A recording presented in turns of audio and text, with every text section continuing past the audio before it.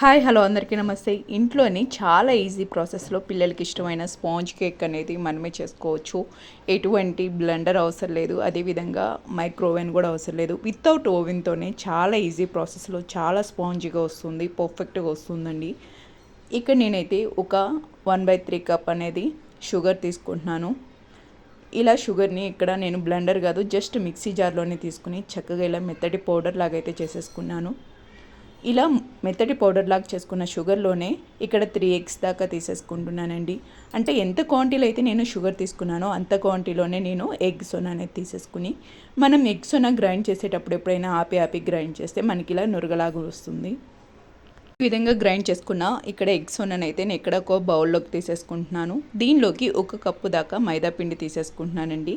చిటికెడంత salt, అదేవిధంగా 1 spoon baking powder, ఒక అర స్పూన్ వంట సోడా తీసేసుకుని మొత్తాన్ని అయితే మిక్స్ చేసేసుకుంటున్నాను. ఇక్కడ మనకి బేకింగ్ పౌడర్ ఎప్పుడైనా 1 స్పూన్ దాకా తీసుకోవాలి. అదేవిధంగా వంట సోడా అనేది ఒక అర స్పూన్ తీసుకుంటే సరిపోతుంది. ఈ మిశ్రమాన్ని మొత్తాన్ని అయితే నేను ఇక్కడ యాంటీ క్లాక్ వైజ్లో చక్కగా మనం ఇలా మిక్స్ చేసుకోవాలండి. ఇలా మిక్స్ చేసుకున్నాక దీనిలోకి 1 స్పూన్ దాకా వెనిలా ఎసెన్స్ తీసేసుకుంటున్నాను. అదేవిధంగా కొంచెం బటర్ తీసేసుకుంటున్నాను. బటర్ కానీ ఆయిల్ కానీ మనం ఎప్పుడైనా సరే తీసుకునేటప్పుడు దీనిలోకి మొత్తం మనం తీసుకున్న క్వాంటిటీలోకి ఒక పావు వంతు మాత్రమే ఉండాలి, ఎక్కువ అనేది ఉండకూడదు. జస్ట్ మనకి పావు వంతు వరకే దీనిలోకి తీసేసుకుని మొత్తాన్ని అయితే పిండి మరొకసారి అయితే మిక్స్ చేసేసుకున్నాను. ఇలా మన పిండి మనకి ఎప్పుడైనా సరే ఇలా రిబ్బన్ ప్యాటర్న్ ఉండాలండి. ఇప్పుడైతే నేను ఒక స్టీల్ బౌల్లోకి నేను కేక్ అనేది ప్రిపేర్ చేసుకుంటున్నాను. ఏ స్టీల్ బౌల్ అయితే మనం ప్రిపేర్ చేస్తున్నామో దానిలోకి కొంచెం జస్ట్ ఆయిల్ కోటింగ్ అనేది వేసేసేసి దానిపైన పొడి మైదా పిండిని అయితే ఇక్కడ నేను జల్లేసేసుకుంటున్నాను. మనకి కేక్ మనం తయారు చేసుకున్నప్పుడు అతుక్కోదనమాట.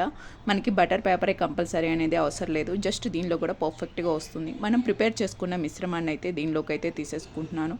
ఏ బౌల్లోకి తీసుకున్నా సరే అది సగం వరకే తీసేసుకోవాలండి. మిగిలింది అనేది మనకి పఫింగ్ లాగా పొంగుతుంది. మనం కేక్ అనేది కుక్ చేసేటప్పుడు మన ఇంట్లో ఏదైతే మందపాటిది ఉంటుందో నేను ఇక్కడ మందపాటి బాండి అయితే తీసేసుకుని దానిలోకి ఒక స్టాండర్డ్ పెట్టేసి ఒక 5 మినిట్స్ అనేది ప్రీ హీట్ చేసేసుకుంటున్నాను.